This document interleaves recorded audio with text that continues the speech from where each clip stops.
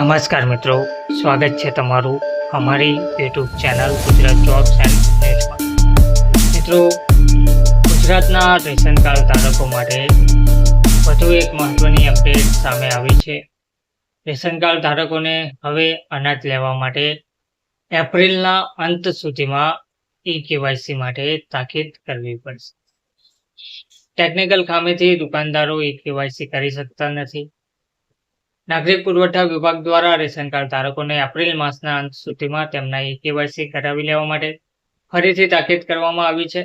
રેશનિંગના દુકાનદારોને KYC થઈ શકે તે માટે ફરીથી મંજૂરી અપાઈ છે, પરંતુ ટેકનિકલ ખામીના કારણે કામગીરી થઈ શકતી નહીં હોવાની બૂમ પડી છે. છેલ્લા કેટલાક મહિનાથી કેવાયસીની કામગીરી ચાલતી હોવા છતાં હજુ પૂર્ણ થવા પામી નથી. રેશનિંગના દુકાનદારોને શરૂઆતમાં આ માટે મંજૂરી આપ્યા બાદ પરત ખેંચી લેવાઈ હતી. તેના કારણે તેઓ દુકાને આવતા કાર્ડ ધારકોનું કેવાયસી કરી આપતા હતા તે ઠપ થઈ જવા પામ્યું હતું. તે પછી હવે પોસ્ટ વિભાગના કર્મચારીઓને પણ આ કામગીરી સોંપવામાં આવી હતી, જેમને રેશનિંગના દુકાનદારો કરતાં વધુ રકમ આપવામાં આવતી હતી. હવે ફરીથી દુકાનદારોને પીડીસી પ્લસ ગુજરાત એપ્લિકેશન દ્વારા મોબાઈલથી કેવાયસી કરવા માટે તંત્ર દ્વારા સૂચના આપવામાં આવી છે.